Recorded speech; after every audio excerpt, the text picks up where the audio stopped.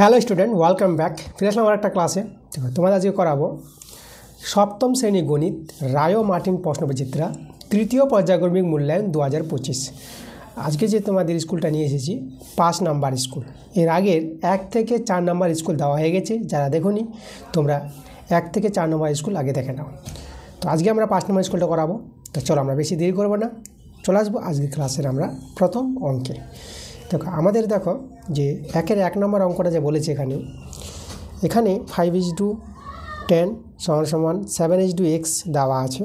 তো এক্সের মান বের করতে বলেছে। আর খুবই সহজ প্রশ্ন একটা আমাদের এখানে। আমরা কী করবো, এই যে অনুপাতগুলো যে দেওয়া আছে এই অনুপাতগুলো আমরা বাই করে নিতে পারবো, ঠিক আছে? তো দেখো আমাদের এখানে দেওয়া আছে যেটা এই যে 5:10 দেওয়া আছে না, তাহলে আমরা লিখতে পারবো 5/10 লিখতে পারবো। অনুপাতকে বাই করে নিলাম সমান এখানে 7:x, তাহলে 7/x করে নেবা। আচ্ছা, তাহলে আমাদের কাটাকাটি যাচ্ছে না, তো আমরা চলো বর্গগুণটা করে নিই। আচ্ছা, কাটাকাটি যাচ্ছে এখানে 5 × 5 5 × 10। এবার বর্গগুণ করে নেব। দেখো x × x আর 7 × 2 = 14। দেখো এক্সের মানটা 14 পেয়ে গেছি। আমাদের ডি নাম্বার অপশানটা মিলছে। 2 নম্বর প্রশ্নটা দেখো, এখানে আমাদের প্রশ্নটা বলছি সময় একই থাকলে অতিক্রান্ত দূরত্ব ও গতিবেগ পরস্পর কী সম্পর্কে থাকবে। এখানে সময়টা একই, মানে সময় ফিক্সড। আচ্ছা দেখো এখানে তোমাদের আমি বই থেকে জিনিসটা দেখাবো এটা। আচ্ছা, বই থেকে দেখার আগে আমি বলে দিই, এখানে আমাদের যদি গতিবেগটা বাড়ে তাহলে অতিক্রান্ত দূরত্ব বাড়বে, ঠিক আছে? আর গতিবেগ কমলে অতিক্রান্ত দূরত্ব কমবে। তো এখানে সম্পর্কটা সরল সম্পর্ক দেখতে পাচ্ছি, দুজনেই বাড়ছে আর দুজনেই কমছে। তো সরল সমানুপাতে থাকবে। তোমাদের যে বইটা বললাম, তোমাদের যে সপ্তম শ্রেণীর গণিত বইটা আছে, কোষে দেখি 15 নম্বর অধ্যায়, যে সমানুপাত ও ঐকিক নিয়মে যে চ্যাপ্টারটা আছে 187 পাতা। দেখো যে প্রথম অঙ্কটা এখানে বলেছে, এখান থেকে বুঝে নিতে পারবা। দেখো এটা যে কী বলেছে, দেখো 2 ঘন্টায় 13 কিমি/ঘন্টা, মানে গতিবেগটা আছে 13 কিমি/ঘন্টা বলতে গতিবেগ এটা বোঝাচ্ছে। 1 ঘন্টা যায় 13 কিমি আর 2 ঘন্টা যাচ্ছে। এবার ওই একই সময়, মানে ওই একই সময় বলতে ওই 2 ঘন্টায় যাচ্ছে কত, 11 কিমি/ঘন্টা। এখানে গতিবেগটা কত, 11 কিমি/ঘন্টা। মানে দেখো এখানে তোমাদের বলি যে 13 কিমি/ঘন্টা বলতে 1 ঘন্টায় যায় 13 কিমি, তা 2 ঘন্টায় কত যাবে, 2 ঘন্টায় 26 কিমি যাবে। আর এখানে 11 কিমি/ঘন্টা বলতে দেখো 1 ঘন্টায় যায় 11 কিমি, তা 2 ঘন্টা ওই একই সময় বলেছে, মানে 2 ঘন্টায়। তা 2 ঘন্টায় কত যাবে, 2 ঘন্টায় 22 কিমি যাবে না এখানে। তো এখানে যাচ্ছে 2 ঘন্টায় 13 কিমি আর এখানে যাচ্ছে 2 ঘন্টায় কত, 22 কিমি। দেখো এখানে গতিবেগটা কিন্তু বেশি ছিল, এখানে কম আছে। এখানে 13 কিমি/ঘন্টা, গতিবেগ 13 আছে। আর এখানে গতিবেগ 11 কিমি/ঘন্টা, গতিবেগটা 11 আছে। তো গতিবেগ বেশি বলে দেখো এখানে 2 ঘন্টায় 26 কিমি যাচ্ছে এই জায়গায়। আর এখানে গতিবেগ কম আছে বলে দেখো এখানে 2 ঘন্টায় কত যাচ্ছে, 2 ঘন্টায় যায় 22 কিমি।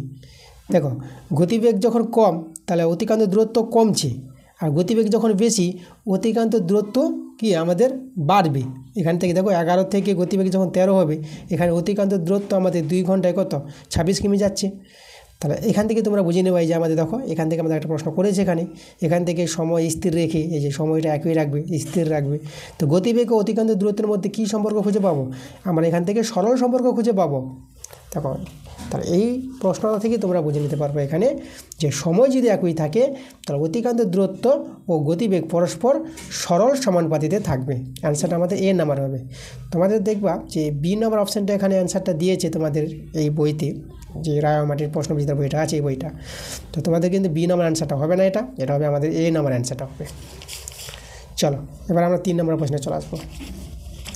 এখানে বলছে এদের মধ্যেই যে আমাদের আছে দেখো বর্গক্ষেত্র আয়তক্ষেত্র, যে এদের মধ্যে কোনটি প্রতিসম অক্ষের সংখ্যা 3। প্রতিসম অক্ষের সংখ্যা 3 বলেছে। দেখো প্রতিসম অক্ষ আমরা বুঝবো জিনিসটা কি।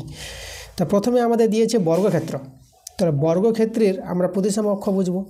দেখো বর্গক্ষেত্রের প্রতিসম অক্ষ বলতে কি বোঝায়, দেখো প্রতিসম অক্ষ বলতে হচ্ছে, দেখো আমরা একটা বর্গক্ষেত্রের ছবি আঁকি।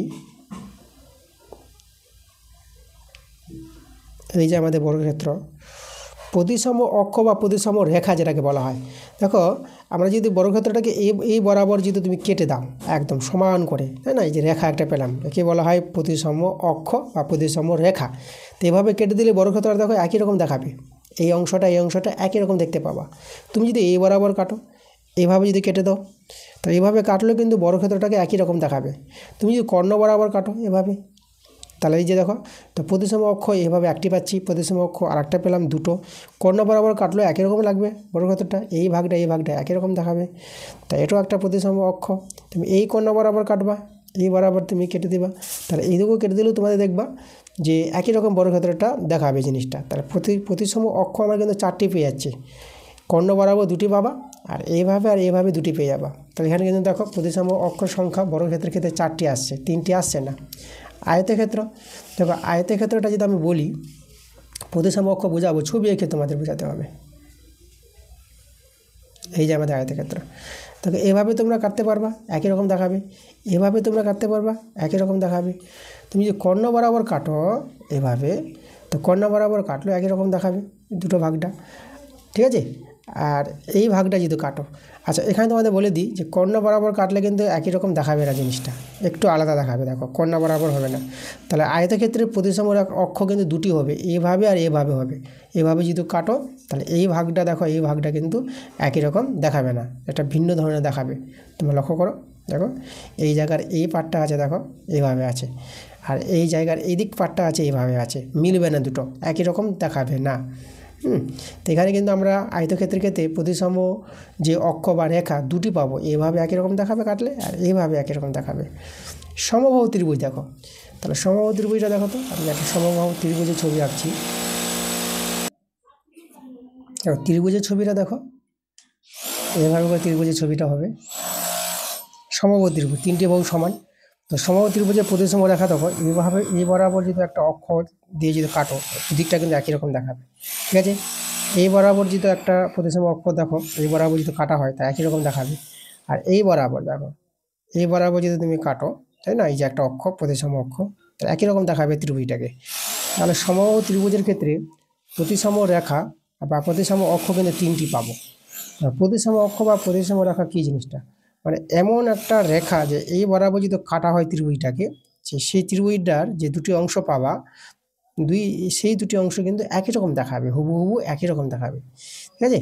তাহলে যে রেখা দ্বারা দেখানো যায় সেই রেখাটাকে বলা হয় প্রতিসম রেখা বা প্রতিসম অক্ষ। এখানে অক্ষ বলেছে। তাহলে একমাত্র দেখো সমবাহু ত্রিভুজে 3টি প্রতিসম অক্ষ পাবো আমরা, এই যে 1টা 2টা 3টা। অ্যান্সারটা আমাদের, তাহলে অ্যান্সারটা কিন্তু এটা আমাদের C নাম্বার হবে। 4 নম্বর প্রশ্ন, দেখো প্রদত্ত কোন শর্তে ত্রিভুজ অঙ্কন সম্ভব বা ত্রিভুজ আঁকা যাবে কোন শর্তে, যদি বাহুগুলি এ একক, বি একক, সি একক হয়। 3টি বাহু দৈর্ঘ্য বলে দিয়েছে।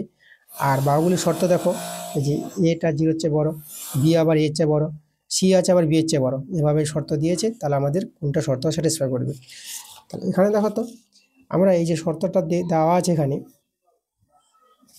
শর্তটা দেখো কি দেওয়া আছে। শর্তটা আমাদের যেটা আছে, 0-এর চেয়ে বড় এটা আছে, এর চেয়ে বড় আবার বিটা আছে, বি এর চেয়ে বড় সি আছে। তাহলে এখানে উদাহরণ থেকে দেখো তো, এর মানটা যদি আমরা 2 নিয়ে নিই, বি এর মানটা আমরা 3 নিয়ে নিলাম, আর এটা আমরা নিয়ে নিলাম 4, এটা আমরা 4 নিয়ে নিলাম। দেখো এই শর্তটা স্যাটিসফাই করছে এখানে।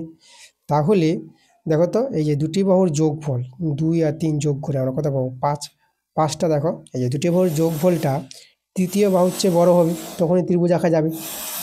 এ প্লাস বি, যে এ প্লাস বি, ঠিক আছে, এ প্লাস বির যোগফলটা আমাদের কার চেয়ে বড় হতে হবে, এই যে সি এর চেয়ে বড় হতে হবে, তৃতীয় বাহুর চেয়ে বড় হতে হবে। তাহলে এই যে আমাদের শর্ত, এটাকে আমরা এভাবে লিখতে পারবো, সিটা আগে লিখলে এটা এভাবে হয়ে যাবে।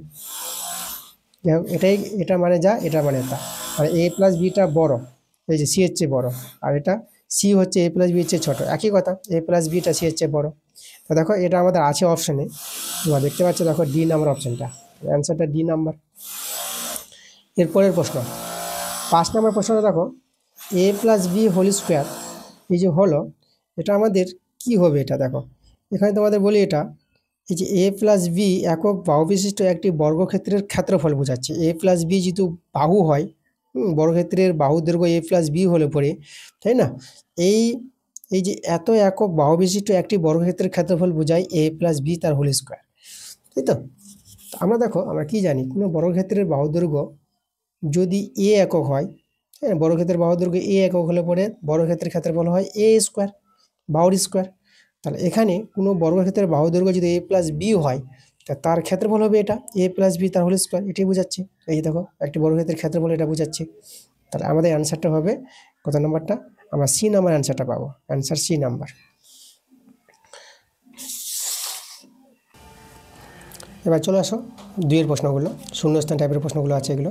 বলছে দেখো এক্স প্লাস ওয়াই সমান সমান ওয়াই প্লাস এক্স, তাহলে এটিকে যোগের আমাদের বিনিময় নিয়ম বলা হয়। দেখো x plus y y plus x, মানে ওয়াইটা আগে চলে এসেছে, এক্সটা পরে চলে এসেছে, এটাকে যোগের বিনিময় নিয়ম বলা হয়।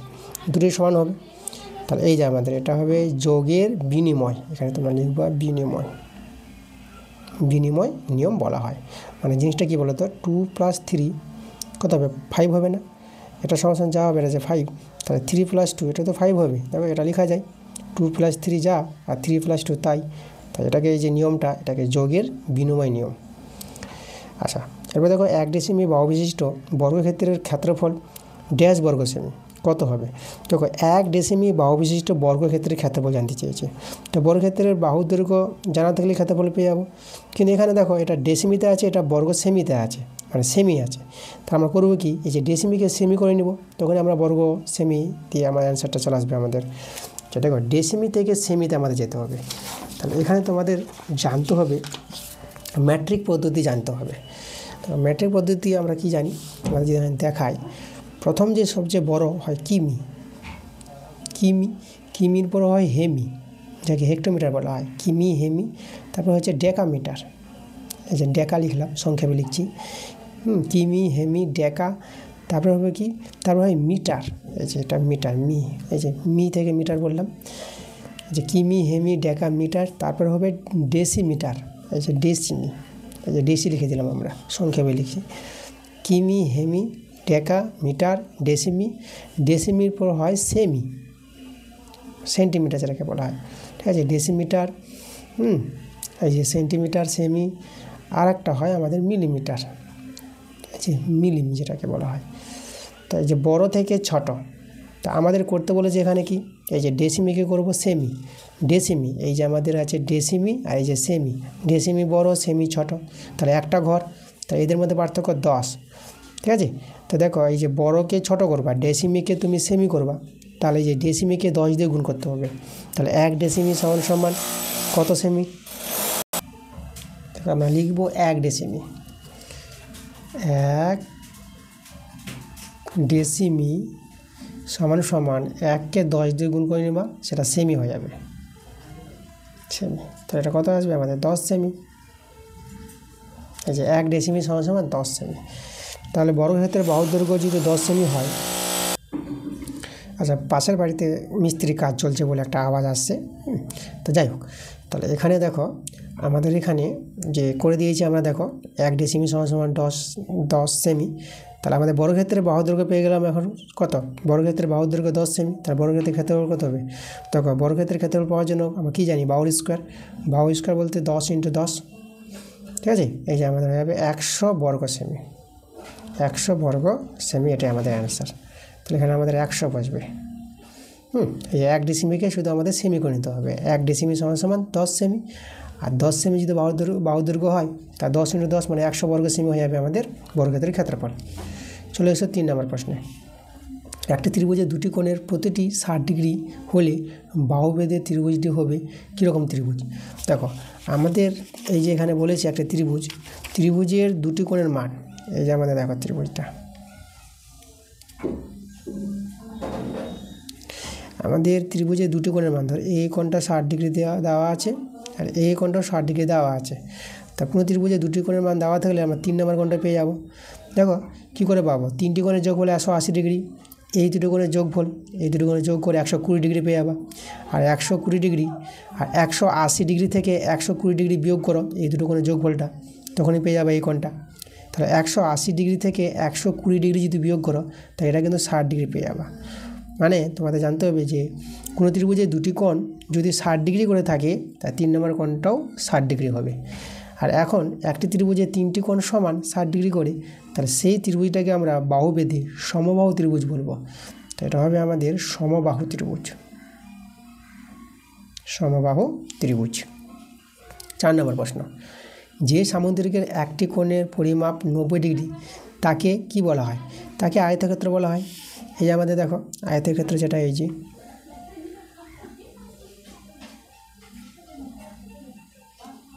আমাদের আয়তক্ষেত্রের প্রতিটি কোণ কিন্তু 90 ডিগ্রি হয়। এই কোণগুলো, এই কোণটা 90 ডিগ্রি, এই কোণটা 90 ডিগ্রি, এই কোণটা 90 ডিগ্রি। সামুদ্রিক দেখো ছবিটা এরকম, ঠিক আছে, এভাবে একটু হেলে থাকবে সামুদ্রিকটা। তো সামুদ্রিকের কোণগুলো কিন্তু 90 ডিগ্রি হয় না, দেখো। আর যদি সামুদ্রিকের কোণগুলো 90 ডিগ্রি হয়ে যায় তাহলে তাকে আমরা আয়তক্ষেত্র বলবো। মানে এখানে বোঝাচ্ছে যে এই আয়তক্ষেত্রকে সামুদ্রিক বলা যায়। সব আয়তক্ষেত্রই সামুদ্রিক, কিন্তু সব সামুদ্রিক আয়তক্ষেত্র হবে না। যখন কোণগুলো 90 ডিগ্রি হবে না তাকে আয়তক্ষেত্র বলবো না, আর কোণটা যদি 90 ডিগ্রি হয়ে যায় তার সামুদ্রিকটাকে আয়তক্ষেত্র বলবো। তাই দেখো, তাহলে যে সামুদ্রিকের একটি কোণ 90 ডিগ্রি হয়ে যাবে সেই সামুদ্রিকটাকে আমরা কী বলবো? আয়তক্ষেত্র বলবো। তো অ্যান্সারটা হবে আমাদের আয়তক্ষেত্র।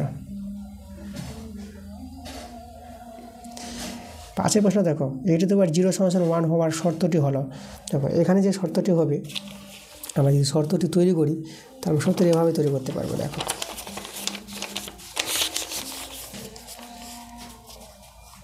এই যে আমাদের দেখো, এই যে আমাদের এসেছে প্রমাণটা যদি তোমরা লক্ষ্য করো, a/a, দেখো a আর a যে কাটাকাটি করো তাহলে এখানে কত হবে? 1 আসবে। a আর a কেটে গিয়ে 1, তাহলে a/a আমরা 1 লিখতে পারবো। এখন a এর পাওয়ারে 1 আছে, a এর পাওয়ারে 1 আছে। তাহলে দেখো এখান থেকে আমি কী করছি, প্রথমে প্রমাণটা নিয়ে আসছি, তারপরে তোমরা বুঝতে পারবা যে আমাদের কী শর্তটি হবে। তো দেখো এই যে ভাগ আছে, a-কে a দিয়ে ভাগ, তো ভাগের সময় পাওয়ারগুলো বিয়োগ হয়। তাহলে এখানে একটা মূল সংখ্যা রেখে a রেখে 1 বিয়োগ 1 করতে পারবো আমরা। এদিকে তো 1 আছি, তাহলে আমরা দেখো এখানে 1 কেটে দাও, প্লাস মাইনাস কেটে যাবে, তাহলে এখানে কেটে গেলে এভাবে 0 হয়। +1 -1 কেটে গিয়ে আমাদের 0। এই যে দেখো, এই যে প্রমাণটা আমাদের নিয়ে আসলাম এখানে। তাহলে এটা কোন শর্ত হবে? এটা দেখো এখানে হরে আমাদের a আছে, মানে এটা হতে গেলে আমাদের এটাকে ≠0 হতে হবে। মানে হর কখনো শূন্য হয় না। এই যে এর মানটা কখনো 0 হবে না। এর মানটা যদি 0 হয়ে যায় তাহলে এটা ডিফাইন করবে না, আনডিফাইন, ঠিক আছে, অসংখ্যাত বলা হয় এটা। তাহলে a⁻, দেখো a⁻0 = 1 কখন হবে? যখন এর মানটা 0 হবে না, a ≠0। এটা কিন্তু আমাদের শর্ত। তার শর্তটা তোমরা লিখবা a ≠ 0। এবার 3 নম্বর প্রশ্নগুলো দেখো। 3 প্রশ্নগুলো আমাদের কী আছে? 3-এর 1 নম্বরটা, একটি আধুলি, একটি 1 টাকা ও একটি 2 টাকার মুদ্রার অনুপাত জানতে চেয়েছে এখানে। আচ্ছা, আমাদের এখানে জানতে হবে একটি আধুলি বলতে 50 পয়সাকে বলা হয়। তাহলে একটি 50 পয়সা, দেখো একটা হচ্ছে 50 পয়সা, এই যে একটি আধুলি মানে 50 পয়সা, ইজ-টু দিয়ে দিলাম, অনুপাত করতে বলেছি। আর 1 টাকা, দেখো এখানে, তাহলে আমাদের একটি আধুলি হচ্ছে 50 পয়সা অনুপাত, আর 1 টাকা, একটি 1 টাকা, 1 টাকা = 100 পয়সা, তাহলে একটি 1 টাকা মানে 100 পয়সা, ইজ-টু। এবার একটি 2 টাকা, তাহলে 1 টাকা যদি 100 পয়সা হয় তাহলে 2 টাকা কত হবে? 200 পয়সা। তাহলে এখানে লিখে দেবো 200 পয়সা। তাহলে দেখো এদের যদি অনুপাতটা করে নিই আমাদের অ্যান্সারটা চলে আসবে। তো এখানে 0 0 0, একটা করে 0 কেটে দাও। তাহলে এখানে আমাদের দেখো পাই দিয়ে কাটাকাটি করতে পারবা। 5-একে 5, 5 দিয়ে 10, 5-4-এ 20। তো আমাদের এখানে 1:2:4, তাহলে আমরা কিন্তু অ্যান্সারটা পেয়ে গেছি 1:2:4। ওকে, চলো আমরা চলে যাবো 2 নম্বর প্রশ্নটা। যে একটি সমদ্বিবাহু ত্রিভুজের পরিসীমা দেওয়া আছে এত একক, সমান বাহুর প্রতিটির দৈর্ঘ্য a - b একক দেওয়া আছে, তাহলে অপর বাহুর দৈর্ঘ্য বের করতে বলেছে। তবে এখানে যে আমাদের প্রশ্নটা বলেছি, আমাদের একটি সমদ্বিবাহু ত্রিভুজ বলেছে, তাহলে আমরা একটা ত্রিভুজের ছবি তৈরি করে নিচ্ছি। দেখো সমদ্বিবাহু ত্রিভুজের ছবি,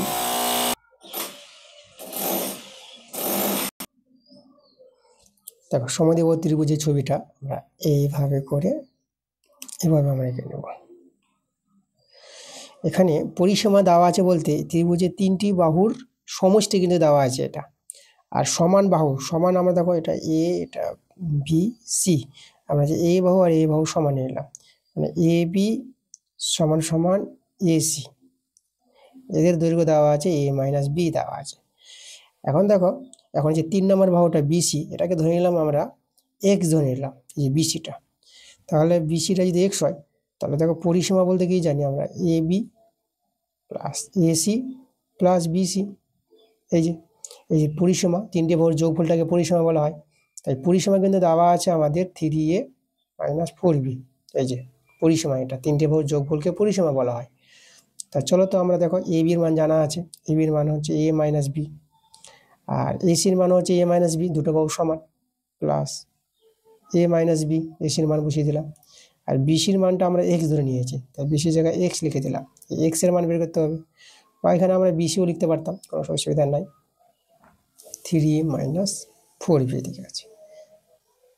দেখো এখানে যদি সরল করি আমরা, দেখো এ আর এ, তা আমরা পেয়ে যাবো 2a পেয়ে যাবো, মাইনাস বি এটা মাইনাস 2b, যে রাশি রাশি যোগ বিয়োগ, আর প্লাস এক্স সমান সমান 3a মাইনাস 4b। আচ্ছা এখানে আমরা এক্সটা বাদিকে রাখলাম, আর 3a মাইনাস 4b, আর এই যে মাইনাস 2a নিচে আসলাম, এই যে এখানে 2a আছে তো প্লাস 2a, মাইনাস 2a আনতে পারবো এদিকে, আর মাইনাস 2b এদিকে প্লাস 2b হয়ে যাবে। তাহলে এক্সের মানটা দেখো এখানে 3a থেকে এই যে মাইনাস 2a বিয়োগ হবে, তাই a পেয়ে যাবো, আর মাইনাস 4ab, আর এখানে প্লাস 2b। দেখো এই দুটো যোগ বিয়োগ হবে, তাহলে এখানে দেখো আমাদের দুই রকম চিহ্ন আছে, তো বিয়োগের কাজ করবা, মাইনাস এটা প্লাস আছে, দুই রকম চিহ্ন থাকলে কাজ করবা বিয়োগের। এবার চিহ্ন বসাবা, এই দুজনের মধ্যে বড় কে, 4 বড়, তো 4-এর চিহ্ন বসবে, দেখো মাইনাস আছে তো মাইনাস চিহ্ন বসাবা। এভাবে কিন্তু নিয়ম, যে সংখ্যাটা বড় এই দুটির মধ্যে তার চিহ্নটা বসিয়ে দিবা, আর যোগ বিয়োগ দুই রকম চিহ্ন থাকলে বিয়োগ করে নিবা। আমার 4 থেকে 2 বাদ 2 হবে, তাহলে দেখো 2b মাইনাস 2b। এই যে এক্সের মানটা, এটাতে আমাদের ছিল বিসি। দেখো বিসি মানে পেয়ে গেছে আমাদের, যেটা অপর বাহু ছিল, এই দুটি বাহুর দৈর্ঘ্য বলে দিয়েছিল, তার অপর বাহুর দৈর্ঘ্য যে বের করতে বলেছিল সেটা আমরা পেয়ে গেলাম a মাইনাস 2b। এই অ্যান্সারটা অপর বাহুর দৈর্ঘ্য যে বের করতে বলেছিল আমরা বের করলাম a মাইনাস 2b। দেখো এখানে আমাদের যেটা একক বলেছে, তো এখানে আমরা একক লিখে দেবো, এত একক। এবার আমরা করাবো 3 নম্বর প্রশ্নটা। দেখো এখানে 3-এর যে প্রশ্নটা বলেছি, আমাদের এখন তো একটা রাশি সমীকরণ দেওয়া আছে, দেখো এই যে a square plus 2a plus 1 = 0। এই সমীকরণ থেকে আমাদের এর মানটা বের করতে হবে। তো দেখো আমরা বের করে নেব। তো আমরা তো আগে এই সমীকরণ থেকে এর মানটা পেয়ে যাবো, তো এটা পূর্ণ বর্গ আকারে প্রকাশ করা যাবে, a square plus 2ab plus b square = 0। তো এটাকে আমরা লিখতে পারবো a প্লাস b তার হোল স্কোয়ার = 0। আচ্ছা এখন দেখো 0 আছে বলে তোমরা বর্গটা উঠাতে পারবা, তাহলে a প্লাস 1 = 0 হয়ে গেল। তাহলে এখান থেকে এর মানটা তোমরা পেয়ে যাবে -1, প্লাস 1 এদিকে আছে -1। আচ্ছা তাহলে আমরা এর মান যখন পেয়ে গেলাম, তাহলে আমাদের যে মানটা বের করতে বলেছে আছে a প্লাস 1/e, এর মানটা এখন পেয়ে যাব। এর জায়গায় বসাবো কত, এর জায়গায় হবে আমাদের -1 প্লাস 1, এই যে এর জায়গায় আবার -1, -1, এই যে প্লাস মাইনাস এটা মাইনাস হয়ে যাবে, আর 1 তো একই হয়, তাহলে -1 এটা কত হবে, এটা -2 হয়ে যাবে। দেখো এর মানটা কিন্তু -2 পেয়ে গেলাম আমরা। 4 নম্বরটা দেখো 2a স্কোয়ার প্লাস 2, এতকে দুটি বর্গের সমষ্টি রূপে আমাদের লিখতে বলেছে। আচ্ছা তো দেখো তো দুটি বর্গের সমষ্টি, যেটা আমরা জানি দুটি বর্গের সমষ্টি রূপে, এর সূত্রটা কিন্তু আমাদের জানতে হবে। সূত্রটা কি আমাদের, সূত্রটা আমি তোমাদের দেখিয়ে দিচ্ছি। এই সূত্রটা হচ্ছে এটা, 2 × a square plus b square. এই যে দেখো এটাকে যদি ভাঙাও, 2 × a square plus b square, এটাকে ভাঙলে এটা হবে a প্লাস b তার whole square plus a minus b তার হোল স্কোয়ার। এটাকে বলা হয় দুটি বর্গের সমষ্টি রূপে প্রকাশ। দেখো দুটো বর্গ আছে আর এখানে প্লাস আছে, দুটি বর্গের সমষ্টি রূপে প্রকাশ, যেটা হচ্ছে আমাদের সূত্রটা 2 × a square plus b square. তাহলে আমরা এখন দেখো আমরা এই যে আছে আমাদের দেওয়া, আমাদের কত আছে, আমাদের আছে এখানে 2a স্কোয়ার প্লাস 2 আছে। তাহলে আমাদের কী করতে হবে, এই রাশিটাকে আমাদের এইভাবে নিয়ে আসতে হবে, এই সূত্রে আমরা তৈরি করবো আকারটা। তো চলো তো এটাকে যদি আমরা করি, দেখো এটাকে এখান থেকে 2 কমন নিয়ে নাও, মানে 2 দরকার। দেখো এখানে তোমরা লক্ষ্য করো এই যে 2 আছে সূত্রে, তার জন্য আমরা কী করলাম, আমরা 2টা কমন নিয়ে নিলাম। তাহলে আমাদের হয়ে যাবে a স্কোয়ার প্লাস এটা 1 হয়ে যাবে, 2 কমন নিলে পরে কিছু নাই বলতে 1। এখন 2 × a স্কোয়ার, আচ্ছা 1কে তো আমরা 1 স্কোয়ার করতে পারবো। তো দেখো তো এটা a এটা b ধরে 2 × a square plus b square, এখন এই সূত্রের আকারটা চলে এসেছে। এখন আমরা সূত্রটা অ্যাপ্লাই করে দেবো। তো এই সূত্রটা আমরা এখনই সূত্রটা লিখলাম, এই যে পাশে সূত্রটা লেখাই আছে a plus b whole square plus a minus b whole square. চলো আমরা সূত্রটা এখানে লিখে নিই। তাহলে a বলতে দেখো a প্লাস b তার হোল স্কোয়ার প্লাস এ মাইনাস বি তার হোল স্কোয়ার। এই যে হয়ে গেছে দেখো দুটি বর্গের সমষ্টিরূপে প্রকাশ, যেটা আমাদের করতে বলেছিল আমরা করে ফেললাম।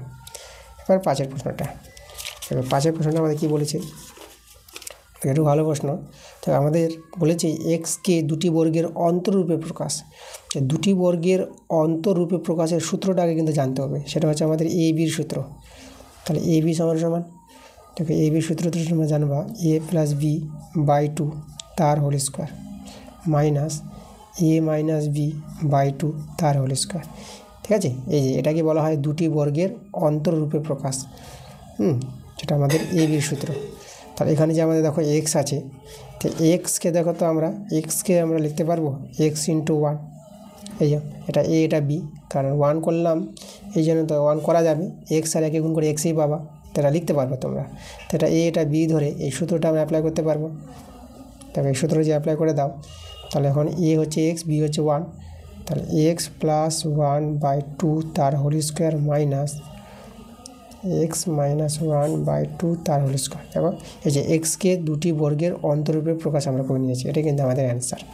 এই যে দেখো, তো এই ছিল আমাদের আজকের ক্লাসের অবজেক্টিভ টাইপের প্রশ্নের অ্যান্সারগুলো আমরা 1 থেকে 3 নম্বর করে দেখিয়ে দিয়েছি।